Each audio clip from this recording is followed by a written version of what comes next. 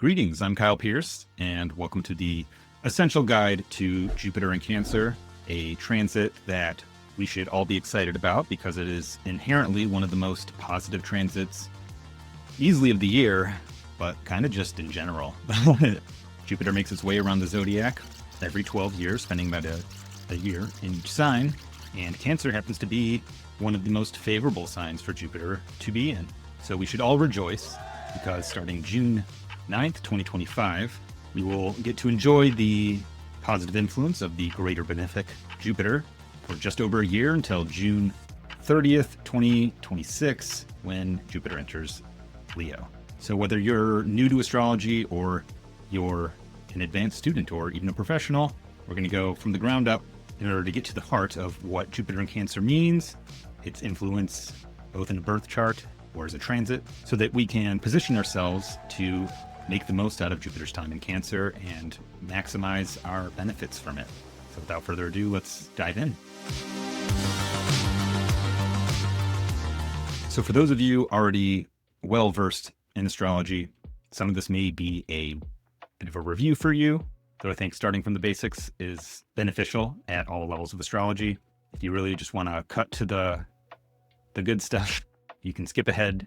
So one of the reasons I think that Jupiter in Cancer as a symbol is so useful to unpack is that when we understand what Jupiter's position in Cancer means, we learn not only a lot about the sign of Cancer, but also a lot about what Jupiter does, what its essential meaning is, regardless of the sign that it's in.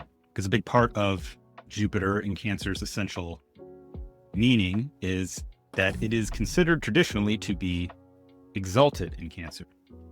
So while if you watched my recent video on Saturn and Aries, where we explored what it means for Saturn to be in its fall in Aries, Jupiter in Cancer is essentially the opposite of that, right? It's in a sign that somehow elevates its essential nature, Jupiter's essential nature. Part of what makes a planet exalted or makes it the archetypal best version of what it can be isn't about, imbuing the planet with a ton of power, giving it capacity to do everything that it could possibly do. That happens when planets are in their own signs. For Jupiter, that's Pisces and Sagittarius. The exception of Mercury, planets are always exalted in signs that they don't rule, where they're guests, if you will. What an exalted sign does is it actually inhibits less constructive elements of that planet's essential nature while supporting the parts that we tend to find to be the most useful, or that we tend to reward, or that tend to carry with them success and rewards. I like to think of the planet which rules a sign as being able to enact more or less everything that sign represents. The good, the bad, the ugly, all of it.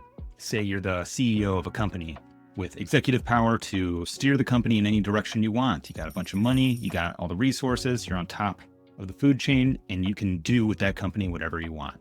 You can invest resources in real estate, you can invest in healthcare, you can invest resources in, senators, in buying the government. You can do all those things.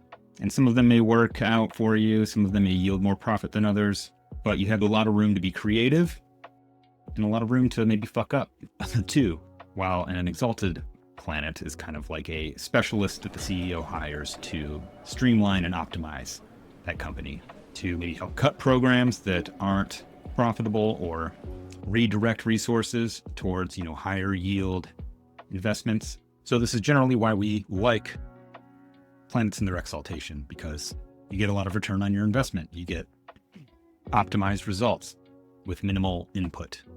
The writer benefits from having their first book be a bestseller, and the publishing company benefits from not having to fund several mediocre novels before they finally get the one that knocks it out of the park, right? Now, important caveat to this is that what's good for the planet and sign and the things which that planet and sign combination speak to isn't always good for everybody or the individual in question with the exalted planet in their chart, right?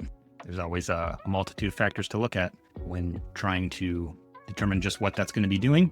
But in general, we like Jupiter in its exaltation because Jupiter tends to have a more inherently positive influence. It deals with things that we like or find subjectively more enjoyable.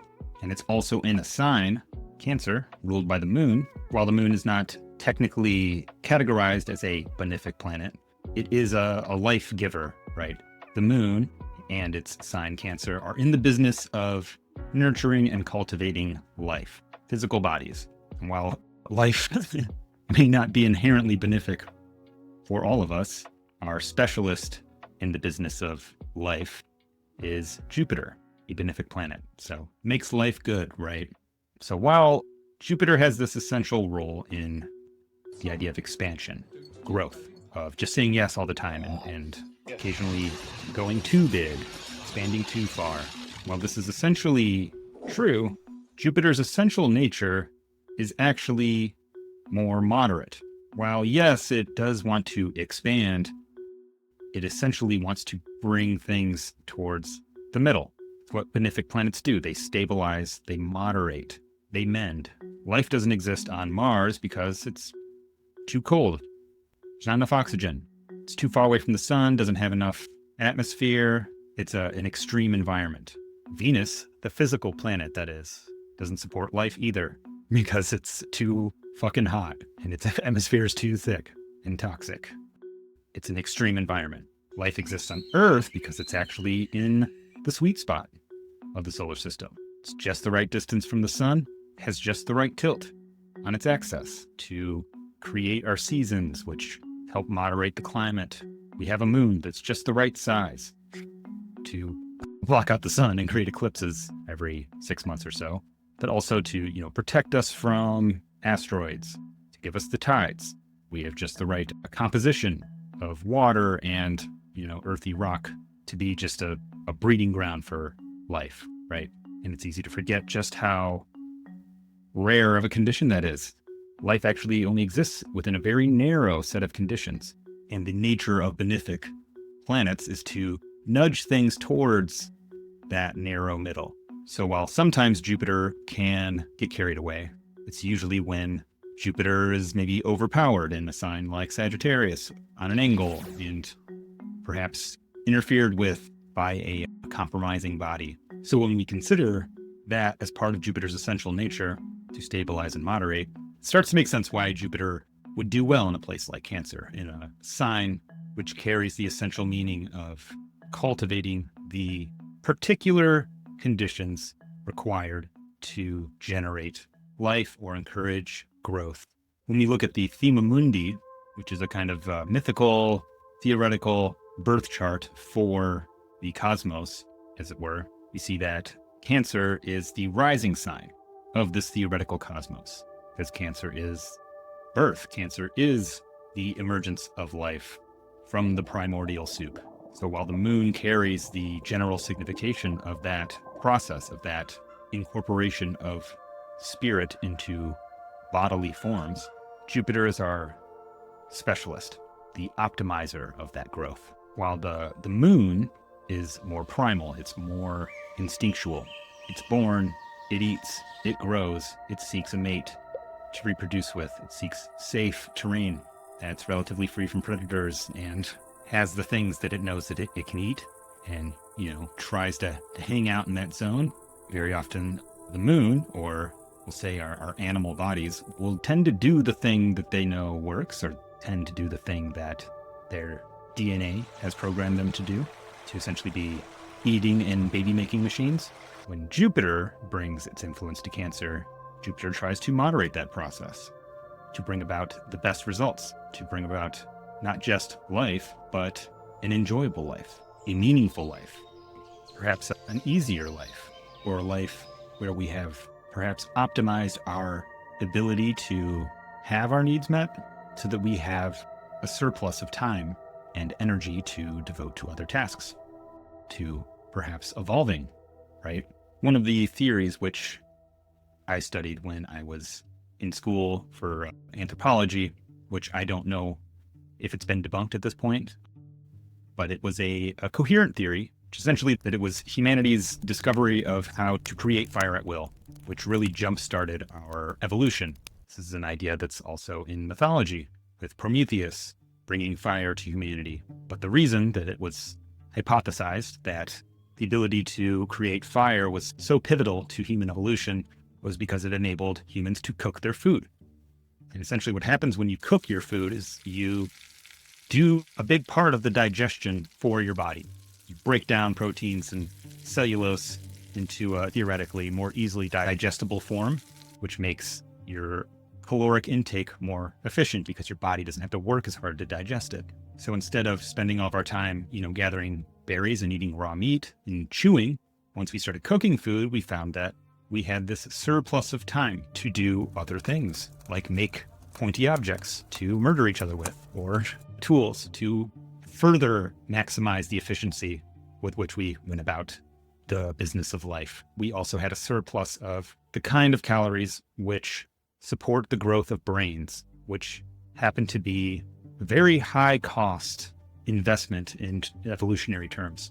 While the human brain represents only about 2% of our body weight, it counts for about 20 to 25% of our energy budget and our oxygen budget. Most creatures develop just enough brain to do their thing, to survive in their particular environment. But once we discovered fire, we kind of broke the game a little bit, at least in theory. We were able to acquire more calories for the body in less time, which freed up resources to grow brains and do fun things like art and inventing stuff like agriculture and hierarchical systems, more elaborate ways of funneling resources to the top. Agriculture was a big deal because it not only centralized populations, made settlements permanent, but made the production of food efficient enough to support a class of people that didn't have to farm, that could think about stuff, come up with new ideas. And this is actually essentially what Jupiter represents. While Jupiter is wisdom, Jupiter was traditionally associated with nobility, with the ruling class, or with the privileged class, with the people that had surplus resources in order to spend time engaged in the activities which we associate with, high society, that had time to sit around reading books, talking about stuff, inventing things. And while that tends to be, great for the person who's born into privileged circumstances, or who is elevated to positions of privilege through good fortune or great deeds, it often comes on the backs of other people, of the less fortunate, the working class, if you will, the farmers. But we can see a little bit of how Cancer might refine Jupiter's expression a little bit more. Because Cancer, ruled by the moon, right, is, in a sense, the people. If you were looking at the chart of a nation, the moon represents the body of the nation, which is the people and the land on which they subsist. So Jupiter in the sign of the people, if you will, in many ways represents the Jupiter, right, the privileged, reinvesting their time spent, reading books and acquiring knowledge and meditating and, doing all the things that aren't physical labor back into the people as a whole, trying to benefit the masses and elevate them. This is something you can see within the US Sibley chart, for example, which is one of the more popularly used charts representing the birth, if you will, of the United States as an independent sovereign entity. And it gives us Sagittarius rising, ruled by Jupiter in Cancer. And while there are a lot of caveats and imperfections to this quality of the United States, especially over the last maybe 50 years or so, but one of the things that the United States is known for is, throughout most of its history, having an exceptionally large middle class, really from colonial times before the United States was formed. Europeans who moved to the colonies, the now United States, enjoyed on average greater prosperity than those who stayed in Europe. They had more children. The children grew up bigger, stronger, with larger families, because they had, a lot of space to grow and expand, and not a lot of oversight from nobles or monarchs forcing them onto tenant farms and serfdom. It was kind of on this premise that the United States was founded. And you can see it in the chart that there are complications to that. Certainly not perfect in this regard, but the United States did set a precedent for the idea of a large middle class, and has maintained one throughout most of its history. And unfortunately, it came at the expense of the people who actually lived in the United States before the Europeans came, which I think you can see with Jupiter ruling the ascendant in the 8th house, right? This is it's actually other people's land, guys. But that is the nature of Cancer as well, is it reinvests in those which we call our clan, right? Those we have familial ties with or cultural ties. Not necessarily to everybody, like we might maybe in Pisces or Sagittarius. Sagittarius, we're trying to expand and convert, bring everybody over to the one true faith. Maybe in Pisces, we're trying to find the universal sameness within everybody, to connect through what is true about everyone, which is a beautiful thing, right? But can be difficult to achieve, and sometimes it can be misplaced. While Cancer kind of narrows the scope for Jupiter, focuses it on a more manageable population, if you will, one whom you already share familial, cultural connections with, which tends to be an easier market to peddle your wares to, right? Tend to be more amenable to the ideas of people who are already similar to us, whom we already share familiarity with. Again, that doesn't always mean that that's the best thing to do, but it is the most optimized setting, if you will, for Jupiter, for Cancer even. Now, I don't want that to be interpreted as some kind of endorsement of tribalism or racial, ethnic, or cultural insularity. In fact, I'm not even arguing that that is what Jupiter and Cancer's essential function is, though it can sometimes show up like that. But the fact that Jupiter has its exaltation in Cancer is meant to tell us something about how Jupiter is done most efficiently, right? If you think of Venus as the benefic that brings the good on a more day-to-day, lived, tangible experience level, Venus changes signs more regularly. It touches different parts of our lives more regularly within shorter intervals. So it speaks to things which happen along, shorter time frames. A good meal versus a class which teaches you the principles of good dieting that helps you live a better life in the long term. Similarly, Mars is the lesser malefic, right? While Saturn is the greater malefic. It's the scales of time. Mars is the acute problem that arises suddenly. It has to be dealt with suddenly within a shorter time frame. It's getting mugged on the street, getting a bloody nose, losing your wallet, which can have long-term consequences, but is experienced, in the short term. While Saturn is the chronic problem, the systemic problem. Jupiter and Saturn are social in their orientation. They speak to cultural, political, social themes in a more direct way. So Jupiter's exaltation in Cancer tells us something about how social or systemic change for the good is created in the most efficient way, you could say. And that's not necessarily with force or with big, expansive reforms which require everybody to be on board. While that is sometimes necessary, it tends to be a little more efficient when you meet people where they're at. You start at the grassroots level, maybe on the individual level, meeting the needs of the people within an immediate sphere, because that is easier to achieve in the short term, and it is progress you can build upon, expand upon, layer by layer. You warm people up to it. You get them in the mood for it. You appeal to their emotions, and what is the most common experience that we all have, regardless of our beliefs and ideologies and socioeconomic status. We all have the need to eat, the need for food and shelter. We all have or had a mother at one point or another, or a family to varying degrees, and we all have a need to belong. And it's much easier to integrate a person into the world when they have people who care about them on a personal level. And while you can sometimes get benefits targeted at a familial or cultural or clan sort of level group, sometimes at the expense of others, often it is the starting point to a greater pattern, or to bring benefit to a clan, if you will, an ethnic or social organism, which needs to be elevated. It needs to, achieve greater integration within the whole.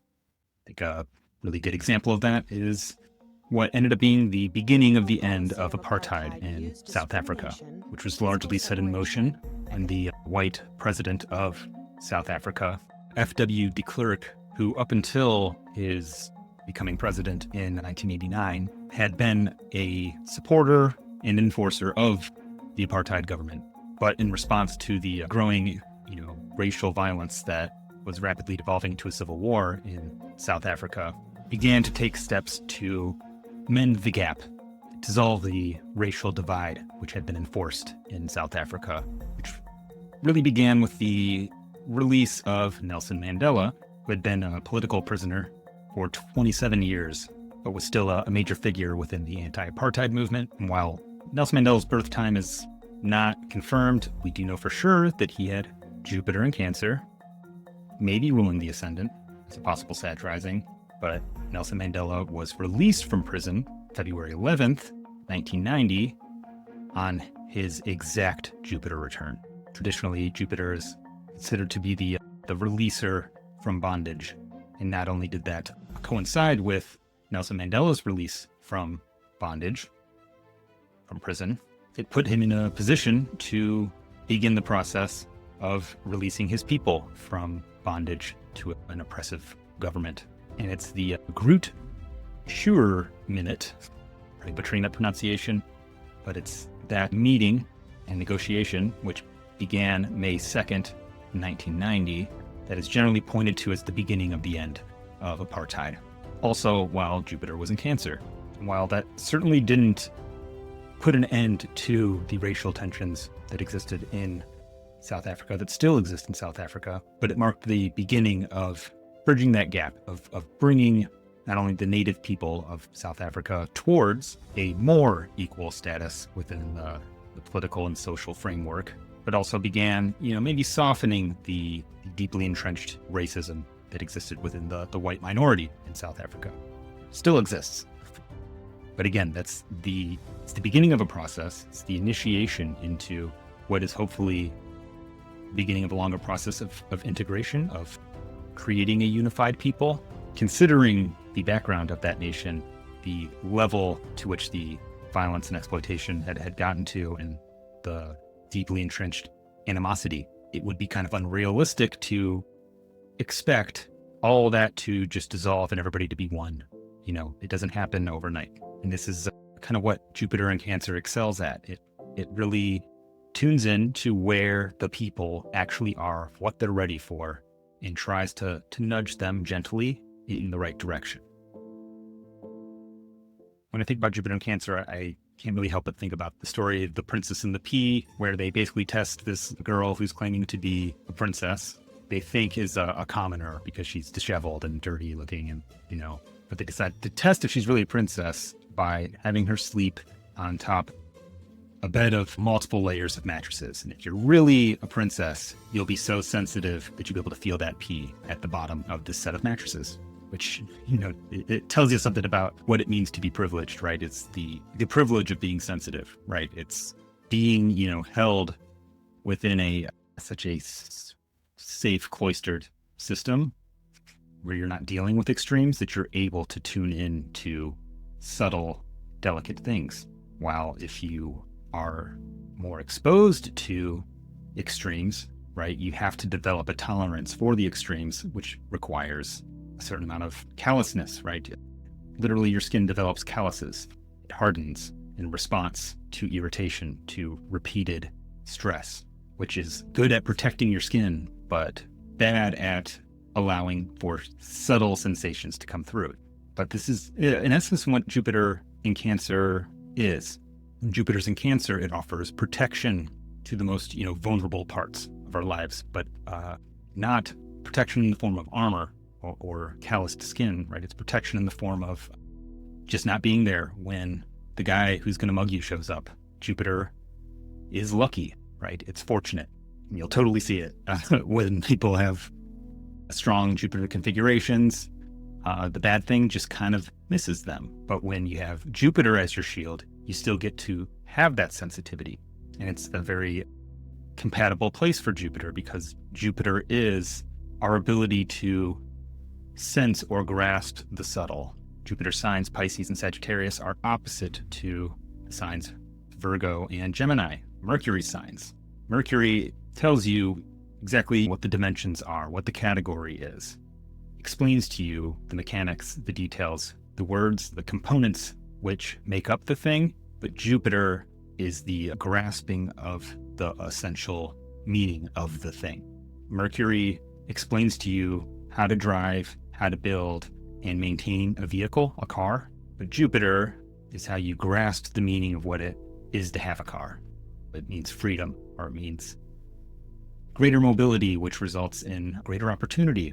Or on a symbolic level, cars have status. Cars have all sorts of abstractions attached to them based on things which you can't explain verbally. You have to just sort of grasp it. You sense it. You make connections between disparate elements and grasp the meaning with Jupiter. How many of us know intellectually the right thing to do, or all the things that we need to do, but have a hard time realizing it, understanding how to get ourselves there, or how to connect those things which are involved in having a good life, but are in many ways symptoms of a mindset. It's a lot easier to do those things when we can connect them to a greater purpose or goal, weave them into the greater meaning of our life. Sometimes people tell you something that is true, that could change your life, but you're just not ready for it. You're not in the emotional or spiritual space to receive the wisdom attached to the words that are being said to you. And this is really where like the brilliance of Jupiter in Cancer can often be found, is in that, again, ability to meet people where they are and connect to them, find what they are ready for, and slowly feed them, spoon feed them the gospel, if you will. These are qualities that are often the mark of a great teacher. What Jupiter in Cancer does is connect the message to the individual, has the quality of having wisdom, but also having enough focus on the needs of the student to mirror and to nurture the student from, novice to apprentice to master. This is Jupiter with a level of intimacy that you don't get in Sagittarius or Pisces. Pisces can be a little bit detached and universal. Sometimes Sagittarius can be a little too interested in achieving a specific outcome or trying to focus everyone towards the same ideal, while Pisces can be a little bit too Christ-like, just a little too much of a messiah to feel relatable. Jupiter in Cancer, it's much more personable. It's wisdom that actually applies to our lives on a lived, lunar level. And Cancer tends to filter out some of that pomp and loftiness that can come with Jupiter, which tends to foster an extreme amount of likability. Jupiter is carrying a message which is inherently relatable in Cancer. And you'll see this a lot within charts of people with Jupiter in Cancer. You get 2 out of the 4 Beatles with Jupiter in Cancer, George Harrison and Paul McCartney, who were arguably the most likable of the Beatles as well, and were also probably more responsible for the popular appeal of the Beatles, particularly Paul McCartney, who was kind of the light, fun Beatle whose songs were about things that, most people experienced, while maybe John Lennon's were a little more edgy, pushing the envelope, who was a bit more of a love-hate figure in popular culture.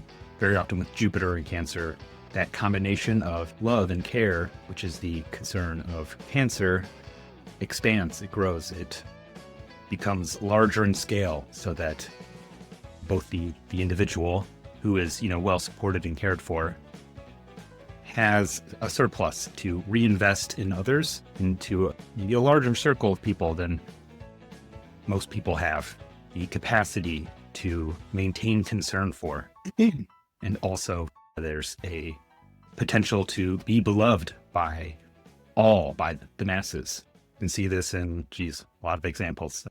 Kurt Cobain, the Moon and Jupiter in Cancer in his 11th house, very much beloved by his fans. Taylor Swift, Jupiter in Cancer. Pretty much everyone loves Taylor Swift, even if they don't like her music, unless they have political reasons for disliking her. And then one of my favorite examples actually is the musician Avicii, who doesn't have a birth time, but had Jupiter in Cancer. And really from an early age, he showed immense talent for producing EDM, electronic dance music, which had previously been a bit more of a niche style of music. He was kind of from go like a hit machine because he focused more on melody than dance music, more so than was normal at the time, which made his music much more accessible to a wider audience. Something you can very much hear in all the songs is that kind of sentimental, nostalgic even quality to his music that I really think was a key ingredient in his popular appeal. I always, and right from the start, I always focused on melodies because that's what I like to listen to in other genres. You like your old school music, don't you? You know what I mean by that. You like your music from back in the day. Because it's more melodic. There's no melodies anymore. People love their old school because they love nostalgic feelings.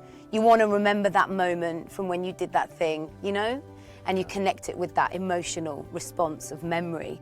Unfortunately for him, I think the Saturn opposition with Jupiter demanded a little too much from him. He was essentially constantly on tour, which kind of sucked all the joy out of it for him, and may have been a contributing factor to him taking his own life at a young age, almost exactly on his Saturn return, which is regarded by many to be not just a tragedy on an individual level, but a tragic loss to music and culture as a whole. But I also think he's a good example of how Jupiter in Cancer sort of protects and uplifts parts of us which are more vulnerable or innocent, if you will. I think it's why Jupiter in Cancer is so good for supporting just general success and prosperity, because it tries to preserve a part of us which is capable of seeing the world from a certain place of purity or innocence. The mind or the intellect is not as rigid or, trying to protect itself from things which are more painful to contemplate. In being, unguarded in a sense, we're more open to perceiving things as they are. And we don't necessarily have to overcomplicate them with all of our baggage, at least under ideal circumstances, right?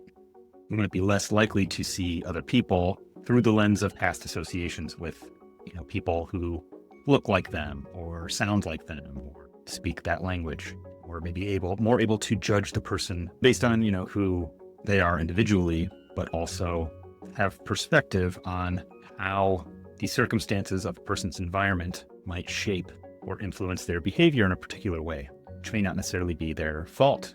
Maybe that guy's just mean because he wasn't hugged enough as a child or wasn't shown affection or supported.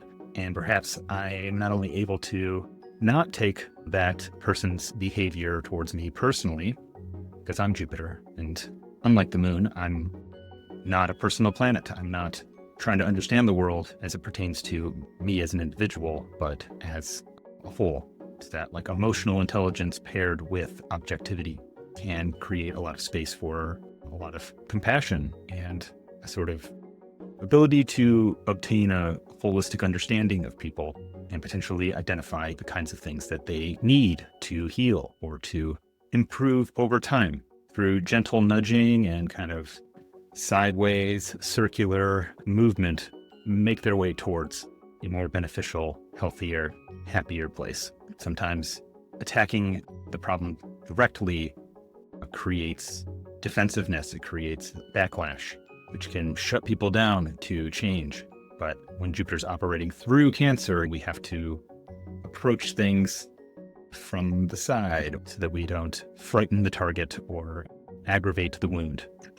And there's a certain patience that comes with Jupiter in Cancer, which paired with sensitivity really often comes with this ability to kind of lick your finger and, sense just exactly which direction the wind is blowing. There's a level of precision with Jupiter in Cancer that I think comes from a combination of focus, but also because the moon is ruling Cancer, it's feeding Cancer topics and perspectives, and the moon is the celestial object which transits the sky, the entire sky, once every 28 days or so. So it's being fed a wide range of perspectives. It's able to see issues from many different angles, which encourages a more holistic understanding of whatever it is that Jupiter is setting up shop in. I think another good example of this ends up being the not philosopher / political theorist Hannah Arendt, who didn't like to be called a philosopher because she felt like the problem with philosophers was that they didn't engage with the world, is that they spent too much time, thinking and pondering and being removed from the world. And for that reason, they became less effective in being able to understand the world, which they were trying to contemplate, but also in their ability to contribute to it, which is very Jupiter in Cancer, right? It's down in the trenches with people, wanting to engage with it personally and experience it as the moon does. But this quality was obviously a key ingredient in her ability to tune in to the concerns of humanity at large, which during her life, particularly in her early life as a Jewish child growing up in Germany during the early 20th century, made her very much focused on how evil in the form of authoritarian or totalitarian governments emerged not as like some kind of outside force, but from the people as a whole, with the support of the people. And she asked, questions about what needs were those types of governments and leaders meeting.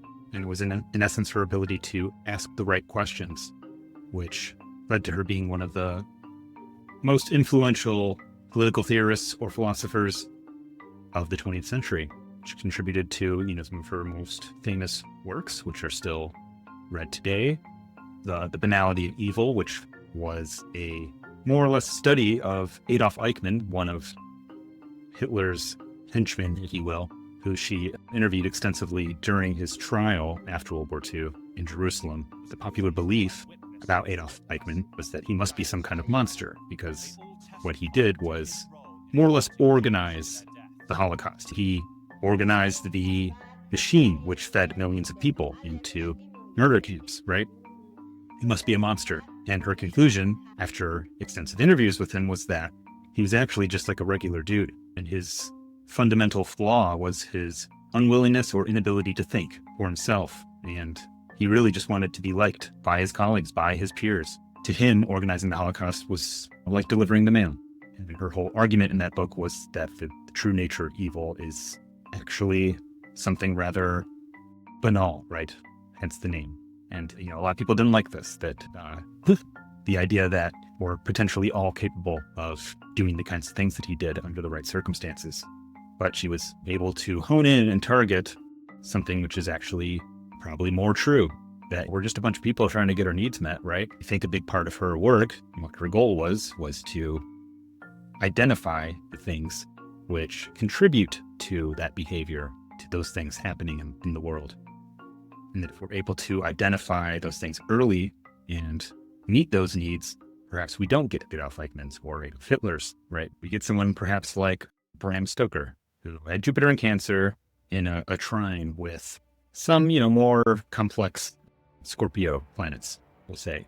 He had a early childhood illness, and apparently his mother used to tell stories to him and his siblings, terrifying stories about the cholera epidemic in Ireland in the early 1800s, and the potato famine, in which people got so hungry that they, drank the blood of animals, and all sorts of horrifying stories, which may have traumatized some children, but for him, many believe that was the inspiration for his world-famous novel Dracula, which popularized the figure of the vampire, sort of transmuting these maybe more challenging early childhood into something which ended up connecting with people on a deeper, more symbolic level.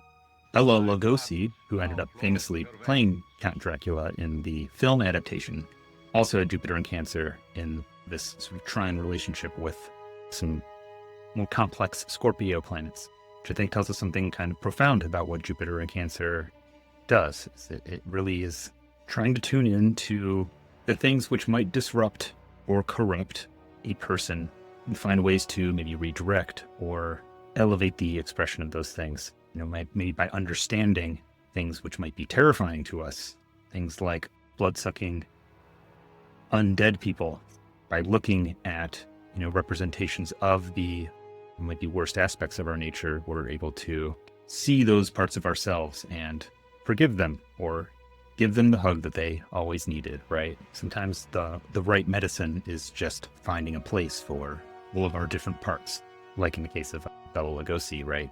In many ways, what made him so iconic was his role as Count Dracula, and what made that role so iconic was him, because he was perfect for it. He had the face, he had the background even. He was from Hungary, and his accent naturally lent itself to the character. And that's what Jupiter in Cancer does, is it tries to find the thing that's just right for you. It senses the pea underneath the stack of mattresses so that we can either, remove the pea or sleep around the pea. All right, so now that I think we've developed a pretty well-rounded understanding of what Jupiter in Cancer represents, what can we expect from Jupiter in Cancer over the next year or so? And how can we work with it to best receive the benefits that Jupiter in Cancer has to offer? So I'll maybe start by reiterating that Jupiter in Cancer isn't going to fix everything. It's not a messiah, right? Not necessarily here to fix everything, because, hate to break it to you, you can't. There's always going to be problems, right? We don't and likely won't ever live in a perfect world, whatever that might mean. But Jupiter in Cancer isn't here to create a perfect world. It's here to create a little bit better of one, or perhaps better equip us as individuals to cope with the challenges of the world, and perhaps give us some tools to transmute, what is difficult into something that is more constructive or more meaningful, to bring context to our lived experience, to help us digest it, if you will, and extract from what we have the nutrients and the good stuff, and maybe eliminate the waste.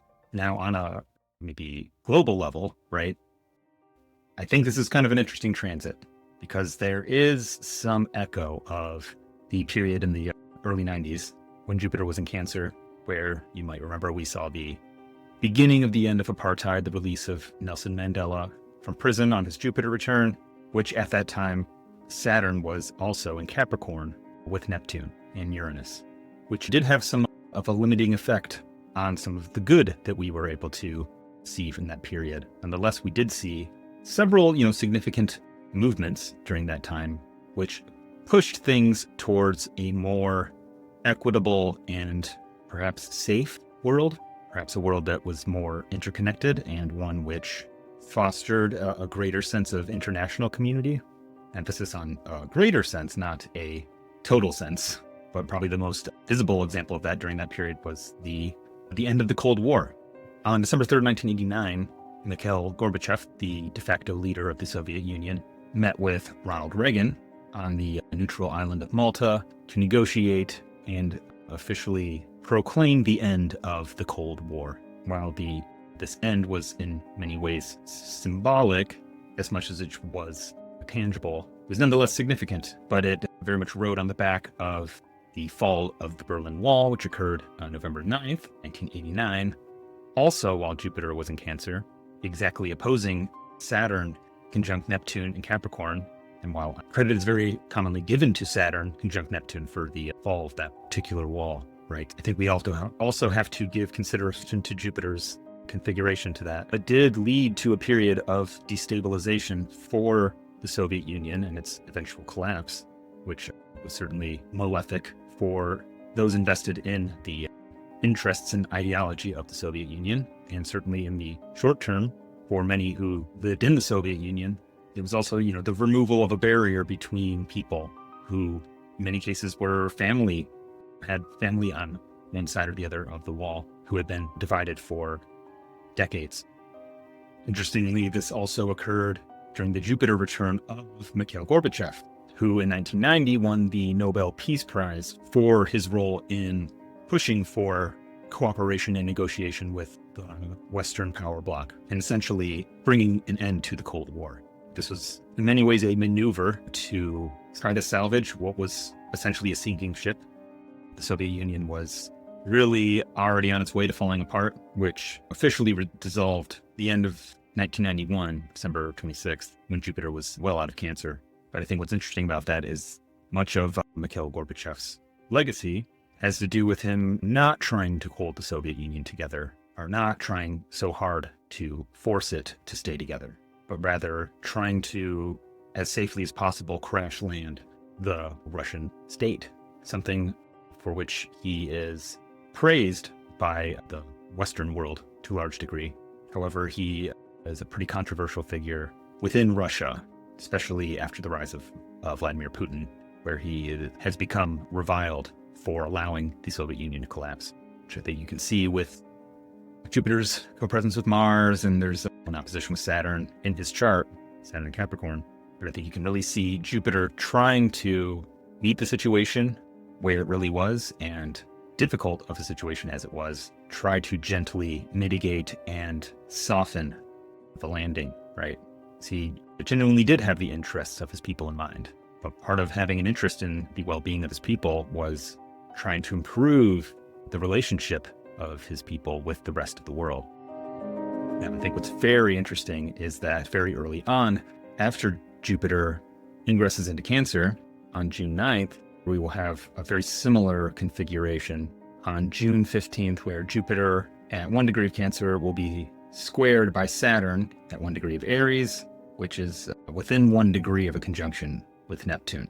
Now, there are several reasons why I think this won't be quite as heralded in history as a great day for the world by many, part because Saturn is in the superior position to Jupiter, in the overcoming square with Jupiter, so it sort of gets the upper hand to a large degree. Though you could also say that Jupiter is able to hurl a ray back at Saturn because of how close that aspect is. Regardless, we certainly are going to get a similar tension and perhaps an attempt to soften a crash of some kind, sort of mitigate the collapse of some kind of crumbling structure. But I think because of the difference between Saturn's condition in Aries and Saturn's condition in Capricorn, I think there's going to be a bit more of a refusal to acknowledge the current state of a structure which is in the process of collapsing. In Capricorn, Saturn forces us to look at how things really are in a kind of brutal and harsh fashion, while Saturn in Aries is a little more like ride the train even as it's falling apart and ride it into the ground, right? This could look a little more like Jupiter trying to clean up a mess or try to keep people calm while we wait for the track to run out. But it's a little bit hard to say where this is going to play out, because Russian history does seem to follow closely these conjunctions between Saturn and Neptune. It wouldn't be surprising if something like this is happening in Russia, but I'm a little more inclined to see this as maybe keeping something which, should be collapsing running a little longer than it should. We'll really have to see. I'm very interested to see what happens around this, because it is very similar to what occurred in 1989. Now, that being said, you bringing it back to us as individuals, you're going to want to look at what house is represented in your birth chart by Cancer using whole sign houses. You can also look at what Placidus houses or whatever house system you use correspond with that chunk of the sky, and also look to any planets which might be aspected by Jupiter during its transit through Cancer to see what parts of your life are going to be influenced by this, and where we might find a little bit of extra support in taking some time to sit with that part of our chart that Jupiter is touching and see if we can listen and identify what might be needed there. What is its current state? What can we do to meet it where it is and give it the kind of love and support that it needs? It's important to note that the sort of initial entrance of Jupiter in Cancer, it's going to be a little harder to bring the sort of careful, thoughtful sensitivity and attention that Jupiter in Cancer speaks to that part of our chart, because of this square with Saturn and Neptune. This can maybe look like being a little bit under too much pressure to be able to give that part of our life the sort of careful time and attention that it needs, or at least being more challenging to do so because of the demands coming from the Aries part of our life. The way I intend to work with Jupiter in Cancer, and the way that I would advise you to try to work with Jupiter in Cancer throughout the next year, is to pay close attention to the lunar cycle, because Cancer, being ruled by the moon, is a sign which is always going to respond to what the moon is doing. We can perhaps take a look at where Jupiter is during these main points during the lunar cycle, during the full moon and the new moon, which we will be getting a full moon shortly after Jupiter's ingress into Cancer. in Sagittarius, in a Jupiter-ruled sign, early in the morning on June 11th, or perhaps late at night, June 10th, depending where you are in the world. So you can mark where Jupiter is in Cancer at that point. What planets in your chart is Jupiter most closely aspecting? Is there an angle, perhaps in early Cancer or early in cardinal signs, Aries, Libra, or Capricorn, which Jupiter might be beginning to apply to? This is where you're likely to see Jupiter trying to bring a, princess level sensitivity to find out where it hurts and what is, most needed to bring things back into balance in that part of our lives. And then allocate some time every day, if possible, ideally on the hour of Jupiter, to tune into that space of your life. Give it some attention, and don't necessarily try to do anything quite yet. Allow the moon to collect perspective from different areas of the zodiac, different signs, different houses in your chart, make connections to all the planets. And as you go through this process every day, collecting these different insights, you may start to develop a more holistic picture of the part of your life that Jupiter is exerting influence on. As we begin to develop a holistic image, we are more likely to be able to gain a more accurate idea of what that area needs. And I think that this process, this way of working with Jupiter in Cancer, is going to be very useful, and I'll tell you why. We live in a period of time where we have infinite access to different ideas about what the best way to go about achieving a particular result is. So many ideas, in fact, that many of them contradict each other. Some of them are bullshit. Some of them work, but they only work for people under certain circumstances. What works for one person may not work for another person. What we want is to find solutions which are right for us as individuals, given our specific circumstances. And by giving ourselves time to collect perspective, to tune into how we respond to different ideas, we make space for the right solution to reveal itself. And this process can be very simple. It doesn't have to be on the hour of Jupiter, though I think your ability to tune in to what Jupiter is doing is going to be strongest during that time. You can also look for when Jupiter is on an angle in the sky, or ruling the rising sign when Cancer is rising, or when Sagittarius is rising, when Pisces is rising. You can also supercharge, this practice by doing things which further attune you to Jupiter's sphere. You can begin this practice by reciting an Orphic hymn to Jupiter. You can wear or hold a stone which corresponds with Jupiter, like lapis lazuli or amethyst or citrine. Burn some sage, or like juniper. Bring some scents which correspond with Jupiter to further call in Jupiter's influence so that you can tune in and put yourself in the frequency to receive the insight, or in many cases, the outside experiences which Jupiter can deliver, which will tend to be things which are helpful and more form fit to your particular needs, especially as we get towards later in July, August, when Jupiter will begin to be clear from that square from Saturn and Aries. Those insights will start to be more clear, but the key is to be gentle and patient as you would be with a baby, right? There might be a temptation in the early part when Saturn is in an Aries square in Jupiter to, yell at the baby, say, "Get the fuck up, baby, run. Why aren't you walking yet? You're crawling too slow. You're wasting my time." This is not how you teach babies to walk. In fact, you might traumatize them and create, deep-seated issues around their sense of autonomy and capacity to act independently. And if, that sense of pressure comes up as you're doing this sort of attunement with Jupiter, that's okay. Just take time to pay attention to that. Give it some time, give it some space. We don't need to get the baby up and walking immediately, right? Maybe this baby already can walk, but we don't need to make it mow the lawn yet. We want to get it on track to the next natural step, not fast track it to something it's not ready for, something we're not ready for. But I think what's kind of cool is that we are going to get at least around 12 full lunation cycles during Jupiter's time in Cancer, which are going to touch every sign in the sky, every house in your chart. So, through working through this consciously, we may be able to more deliberately import elements from other parts of our life into the Cancer part of our life to improve conditions there, but also perhaps integrate, the things we learn in the cancer part of our life into the other parts of our life, and potentially come out the other side of Jupiter in Cancer wiser, healthier, and hopefully happier than we were when the transit started.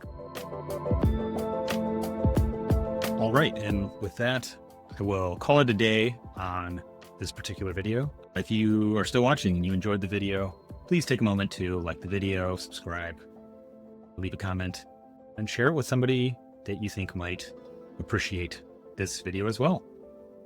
It really does go a long way towards helping this channel grow. And, I just really appreciate all of you who, bother to tune in. Now, if you are interested in going a little deeper with Jupiter in Cancer and learning a bit about how it shows up within each of the 3 decans of Cancer, you will want to pay attention to when I launch the Astrology Channel Patreon, which will be on June 17th.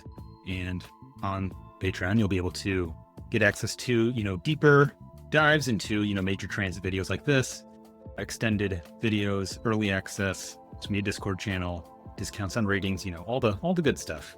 So keep an eye out for that. And if you'd like to book a reading with me, you can find me at KylePierceAstrologer.com.